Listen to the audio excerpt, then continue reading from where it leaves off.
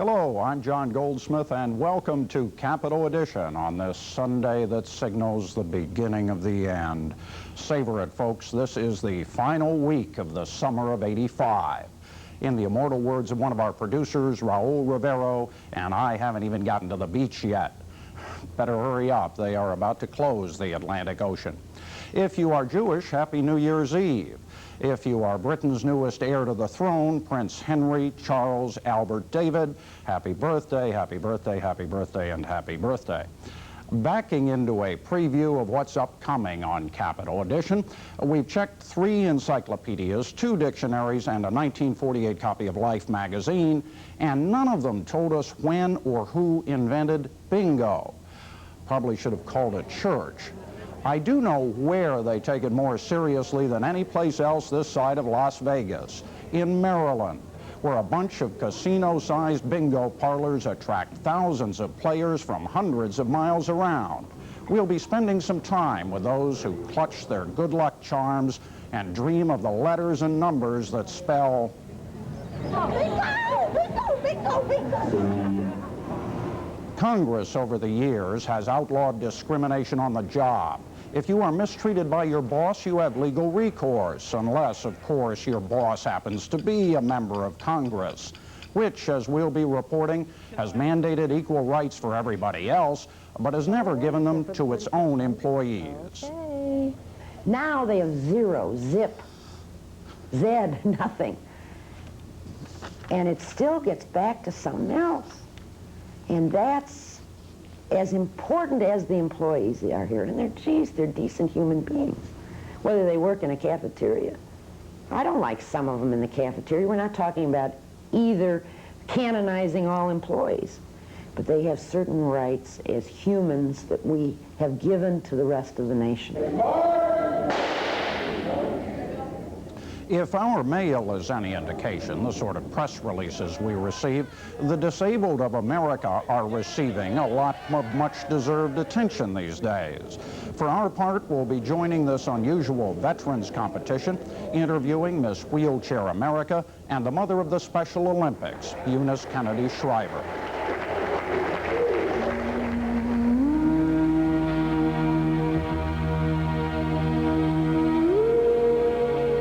Long before television was invented, this tube was providing viewers with a magic window on an ever-changing world of color.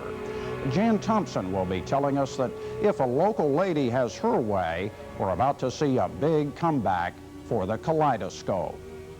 And finally, our commentary will be contributed by Susan Stamberg, and she'll be talking about a little acronym that we are all talking about.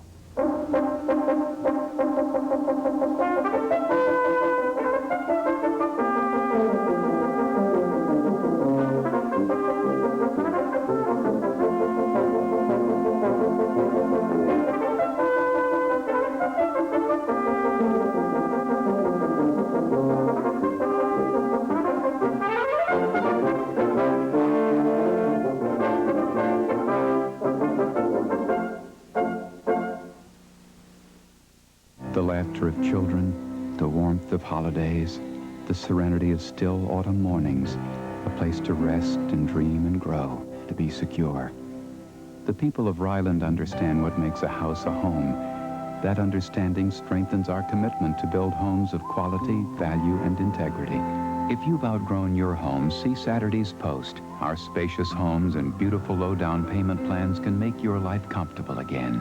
Ryland homes are built for life. Does a mouthwash have to taste medicine-y to kill germs? We talked to a medicine-y mouthwash user. It doesn't taste so good, but it kills the germs. What if I told you Scope with T25 kills as many germs as your mouthwash? I don't think it'll kill germs. Clinical tests prove it does. Will you try Scope for a week? Okay, I'll test it for a week. Scope kills the germs and it gives you a fresh breath. Clean, fresh. It's a good feeling. I'm going to switch to Scope. Antiseptic Scope leaves your breath minty, not medicine-y. Are you as happy with your car as these Nissan Sentra owners? Sentra drives super. It is the easiest shifting car I've had yet. It's absolutely wonderful. It feels great going around the corners, and it really hugs the road.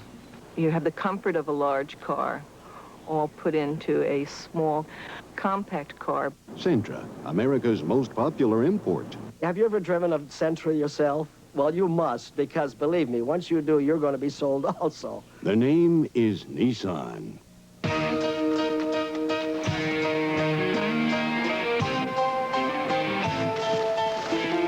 The new light infantry. It travels fast, thinks quickly, hits hard. It's you, if you're tough enough.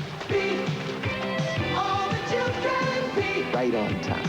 First squad reporting, sir. Find your future. Good job, soldiers. In the Army.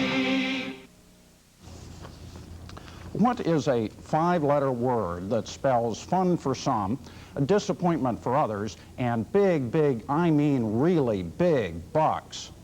Bingo, you've got it. Nobody seems to know for sure where the game came from or when, but it is, to be sure, the national pastime. Forbes magazine once estimated that 1 million Americans play it every day, spend $4 or $5 billion playing it every year. It is said that without bingo, the parochial school system in America would collapse. And indeed, in most states, it's a charity game. In this regard, Maryland is not like most states.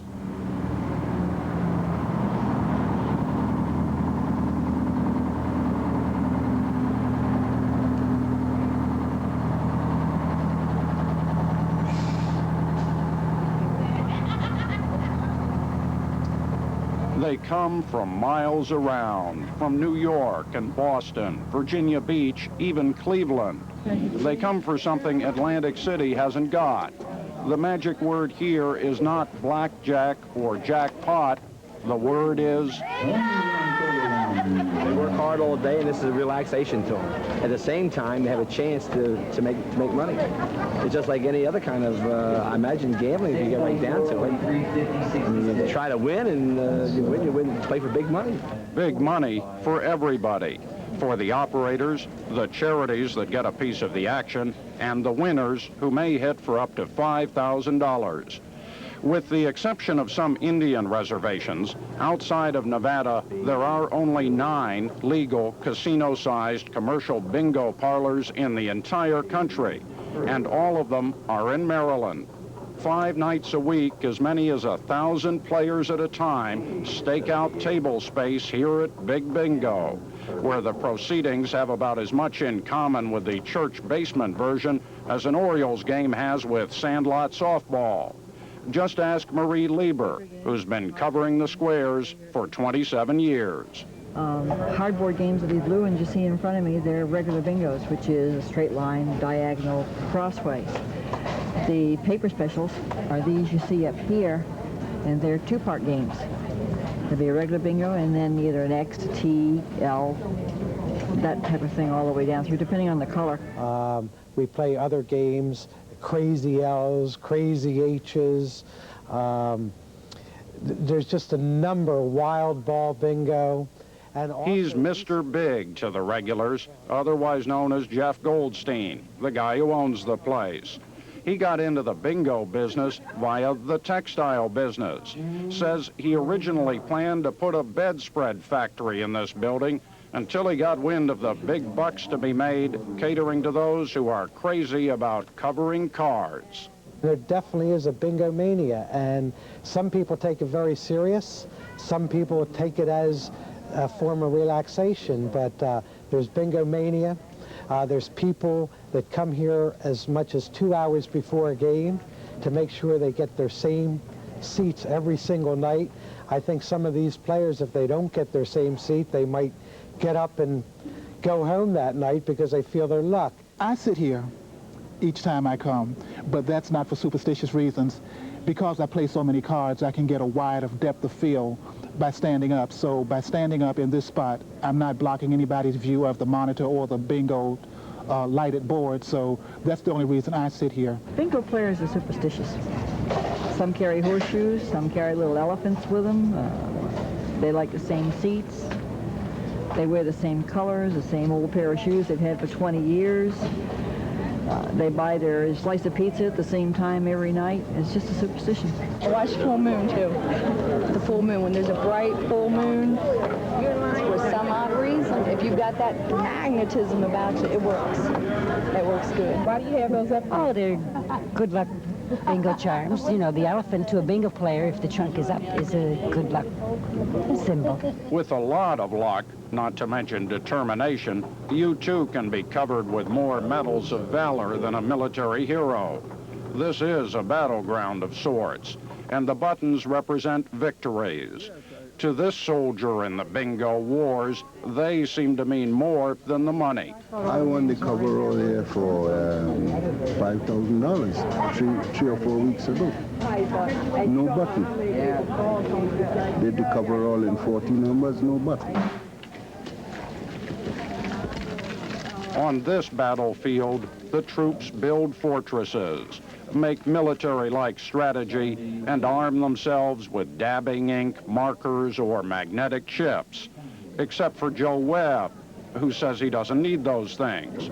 The University of D.C. trustee and ardent bingo player is armed only with his wits.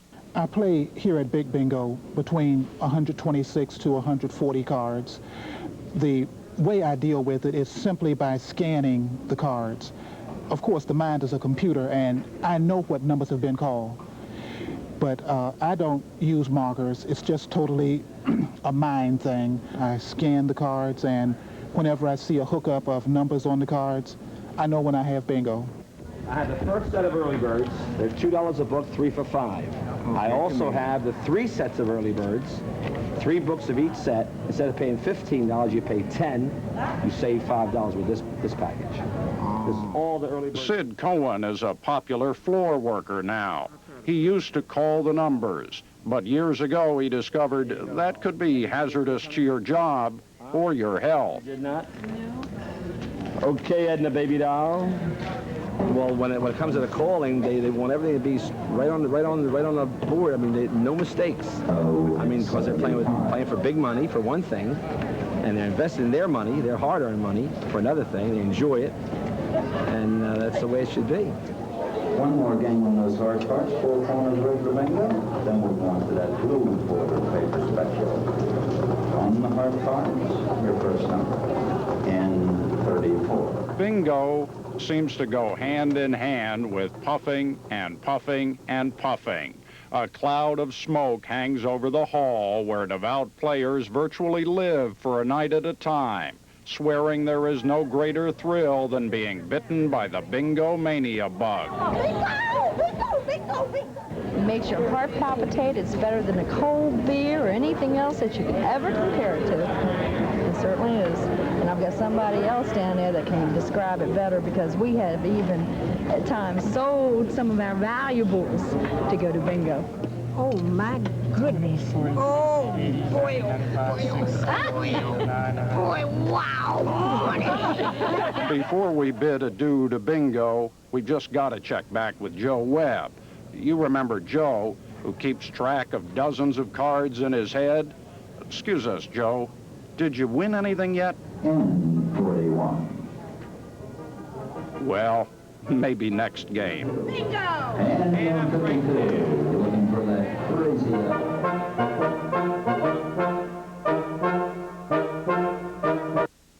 Dear Certs, you'll love this Certs encounter. I knew camping wasn't for me, but the hike proved it. Oh well, I thought, I'll just brush off the dust and have a Certs. It had to be fate, because out of nowhere came a huge backpack attached to the best-looking guy.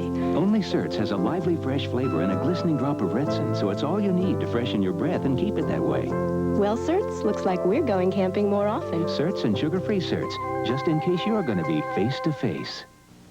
Drinking too much isn't tough. But kids do it, trying to prove they're grown up. And grown-ups do it too, which just proves they're not. Because being grown up means not drinking too much. And it means knowing when to stop if you start. And at any age, that's the difference between being tough and just a kid. A public service message from the NABCA and state governments devoted to responsible moderation.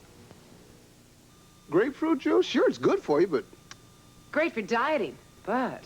Plenty of healthy vitamin C, But the taste? Well, pour on the pink for a taste you never expected. Ocean Spray Pink Grapefruit Juice Cocktail. Zesty, tangy, sweeter. This is grapefruit juice? It's not bitter. Hey, pour on the pink. Ocean Spray Pink Grapefruit Juice Cocktail. It's not just good for you, it's good. Ocean Spray good.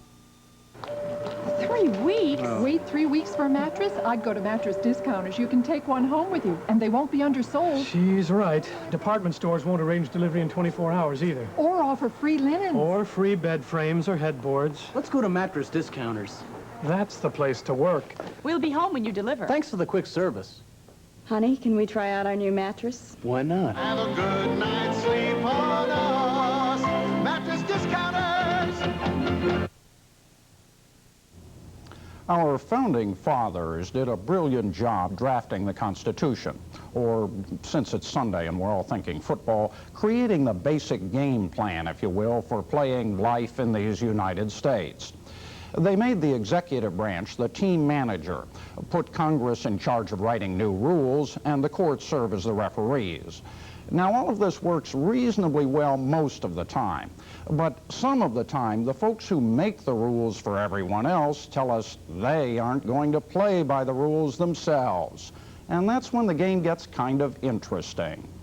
I have a dream that one day this nation will rise up and live out the true meaning of its creed. We hold these truths to be self-evident, that all men are created equal. We must march to the polls to elect women and men who will respond to the urgent need for jobs, peace, and freedom. We ain't gonna let nobody turn us around. We've come too far. We've marched too far. Decade after decade, the nation's capital has listened to the speeches deploring the evils of discrimination, has watched hundreds of thousands march for civil rights, and in their wisdom, the Congress and the courts have made equality the law of the land. They have left no stone unturned. There is no corner of the country where people are unprotected. Well, almost no corner. There's two places, though, that civil rights law doesn't cover. One, believe it or not, is the federal judiciary. The people, in other words, that decide that you aren't following the law. The other place is, of course, on the people that made the law, the Congress. I find that terribly offensive. Illinois Republican Representative Lynn Martin is trying to straighten out those two branches of government. Somehow, she doesn't think it's quite fair that when it comes to the members of Congress, to the bosses up here, everybody receives the same pay and benefits, regardless of race, creed, sex, or ability. But when it comes to their employees, she says, Congress is out of order. We found that, and this is no big surprise, I guess, 70% of the people that make over $40,000 are men, and 70% of the people that make under $20,000 are women on congressional committee staff. Maybe that's all deserved. You know, you can't automatically assume it's all wrong. But if there's a wrong occurring, there's no way to remedy it. Right now, they can't file a complaint. All they get to do now is, when they're being discriminated against, is leave. They don't get any back pay. They don't get anything. So what you're saying is, if you had the rule, will it be perfect? And the answer is no. Will it be lots better than it is now? Oh, yes. Oh, yes, because now they have no alternative whatsoever. The bill is not meant as a pleasant nudge to the Congress. It is not as polite. Early this year, Ms. Martin decided to rock the boat a little and provide that alternative, introducing a bill that would bring 30,000 congressional workers and 17,000 employees of the judiciary under Title VII of the Civil Rights Act. A panel of retired federal judges would hear discrimination complaints, award compensation when justified. Members of Congress could still select their personal staff based on political affiliation and residency in given states or districts. The hearings today focus on an issue of great importance as the personnel policies of the U.S. House of Representatives. It is a paradox that... Late in July, for the first time ever, hearings were held on legislation dealing with employee discrimination in Congress. The testimony given offered a revealing glimpse of congressional sensitivity on the subject.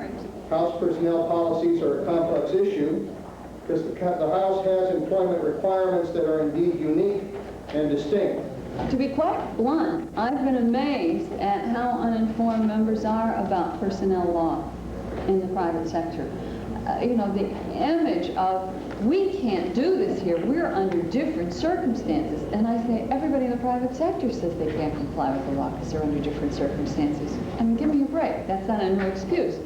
For instance, the speech and debate clause of the Constitution provides that no member of the Congress shall ever be questioned outside of the House or Senate for any speech or debate. This immunity clause is intended to prevent the judicial and executive branches of government from exercising authority that might control a member's legislative conduct. Some construe this immunity clause to apply to employment practices involving a member's personal staff. That does not mean it protects a member of the House from rape. And he can't go in and say, wait a minute, it's all right because of the speech and debate clause. We know it doesn't protect him from traffic tickets, for heaven's sake.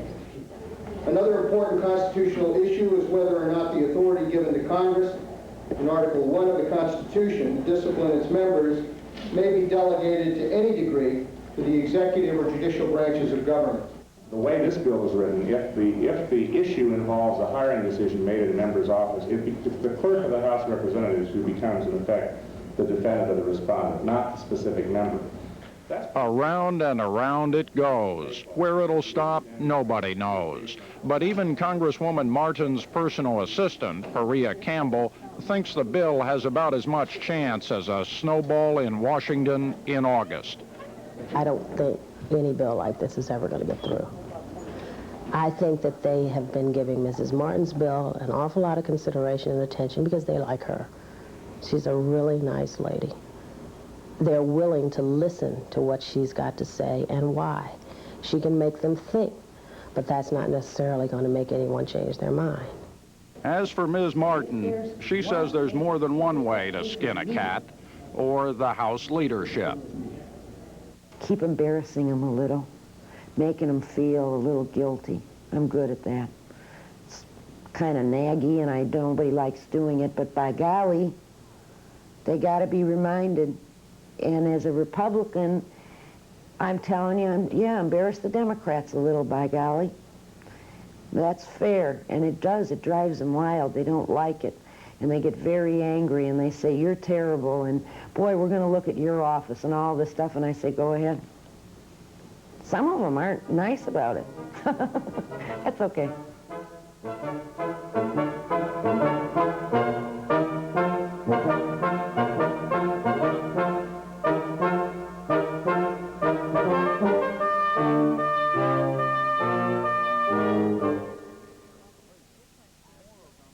Now Precision Tune comes to Seabrook. A complete tune-up, $44.90, parts and labor included. Precision Tune, Seabrook, Lanham, Severn Road, 459-8922.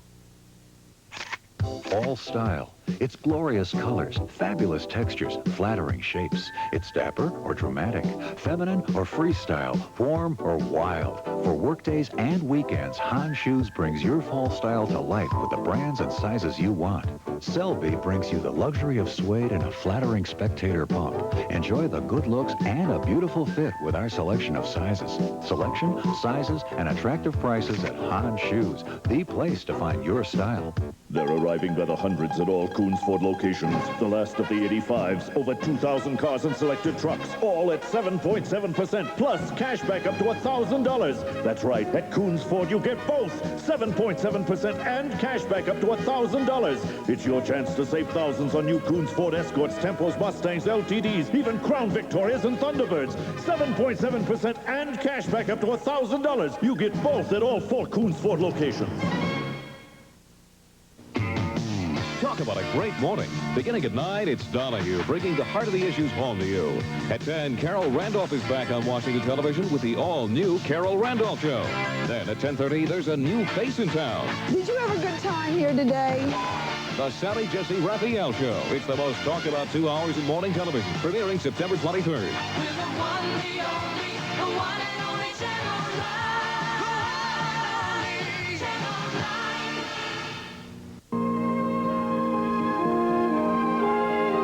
These mouth-watering moments of delicious low-fat, low-cholesterol delights were brought to you by the American Heart Association. Because we believe you'll eat right if you know what's good for you. Give us a call. The American Heart Association. We're fighting for your life. Shop smart with tips from the one and only. Weekdays at 5. In recent months, we've been averaging maybe a press release a day, drawing our attention to America's disabled population.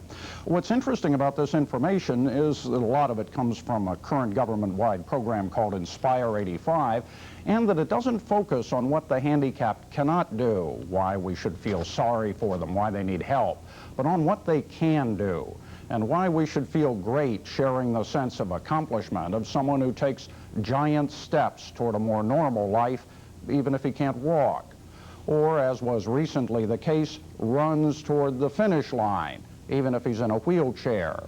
Those who take part in wheelchair races, by the way, call them runs. And those who took part in a recent athletic event in College Park, Maryland, called it fantastic.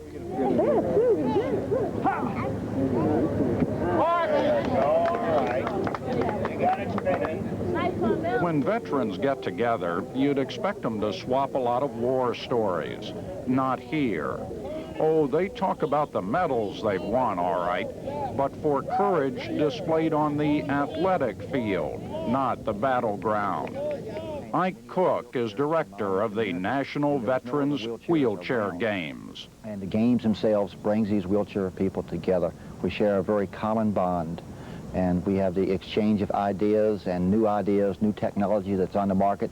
Somebody has it, and whatever obstacle we have, somebody has faced that obstacle before, and in many cases we hear about it, we talk to them, and it eliminates a lot of problems for us. I got hurt in June 78. Well, yeah, I got hurt in December 79. It's pretty much the same thing. But the guys from the PVA helped me out so much when I was in the hospital, I decided to try to give them something back in return. That's how I got involved in it. That's the same, you know, with me.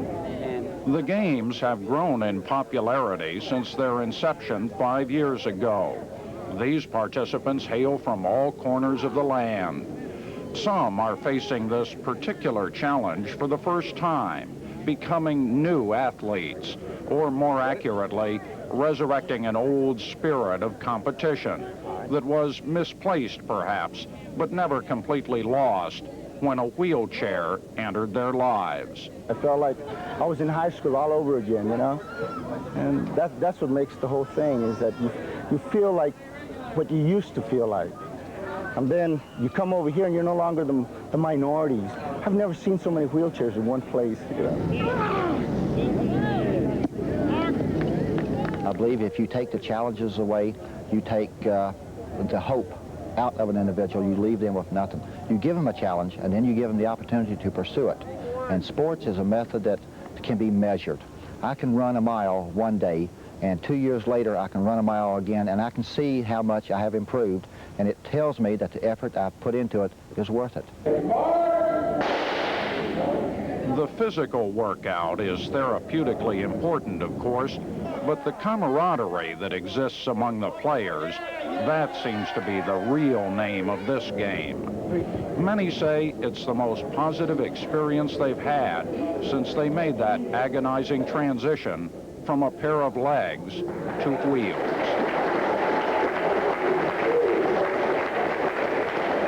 I was sort of just in the doldrums, and this seemed to get me out, and I began to feel better. For instance, I haven't been back in the hospital now in 2 years, whereas I was in at least every 6 months for some ailment of some kind, infections and so forth. And now I'm off all medication, and I'm just enjoying life much better. We will use recreation techniques such as sports to bring about a physical, emotional, social change in a positive way. And sports gets that individual out of bed. It gives him or her a reason to brush their teeth, to comb their hair, to put on their clothes, to learn as much as they can about the limitations and also the capabilities. And it also gives that individual the opportunity to live their life as close to normal as possible.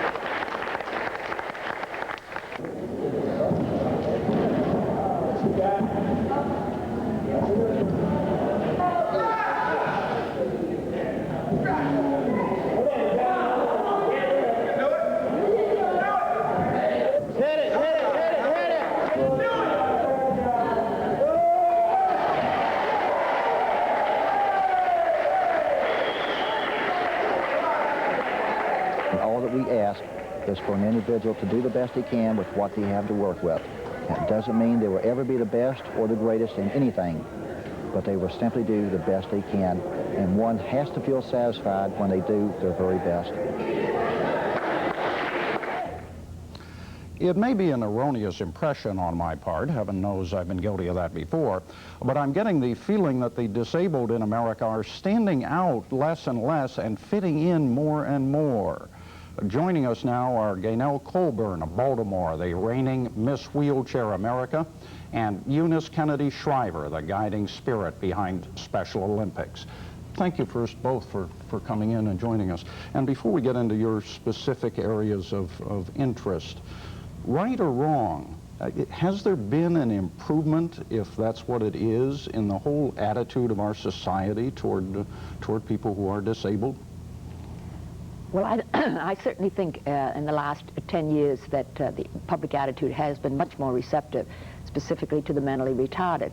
I think that's due to a number of reasons, whether it's, I think federal legislation has made that possible by education of all handicapped persons. I think federal decisions in terms of bringing people out of institutions and putting them back into the community, that they have a right to live in the community.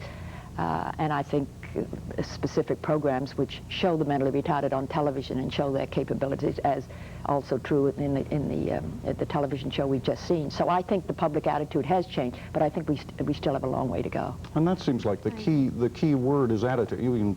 We've found out in the past we can legislate forever, but unless the attitudes change, nothing really changes that goes to the core of the fabric of our society. Have you experienced a change in attitude? Yes, I have. The attitudinal barriers have been the hardest for everyone, but we can see that people are making great strides in trying to get over them, to opening themselves to information and to allow us to speak and to listen and to try and understand what we're saying. So I think that they are making that turn. And what you seem to be saying to me is, sure, we need some special assistance because of our special situation, but for God's sake, treat me like a person. Exactly. Listen to me like a person. Don't think I'm some sort of strange strange creature. Now you both are going to be taking part in this Inspire 85. Right. I have never seen a government effort that generated more press releases, more seems like everybody in Washington is involved in Inspire 85. Yeah. Tell us something about it. What is it? It is really the biggest festival, or whatever you want to call it, that we could possibly put together, because it has covered so many areas, and it is all about showing the ability of the physically challenged and the mentally challenged. There are going to be games, there's going to be arts. We're going to be showing musical talent, in which I will be performing, and we will show artistic talents of many kinds. They'll have races, there'll be lots and lots of activities for people to be involved in. There'll be workshops, so all kinds of, it's an education. It really is, but it's a fun way to be educated. It's going to be very enlightening, uplifting, and a great eye-opener for everyone. I think about 200,000 people are supposed to end up participating or viewing. There are going to be things in the mall, and next weekend, of course, just a big festival. What will be the Kennedy Foundation and Special Olympics role in this? Well, we have two projects. Let's Play to Grow clubs will be on display that day, and of course Special Olympics clubs. And I think one of the great things that will happen is that parents of mentally handicapped children can take great pride in their children and in their contribution to this country.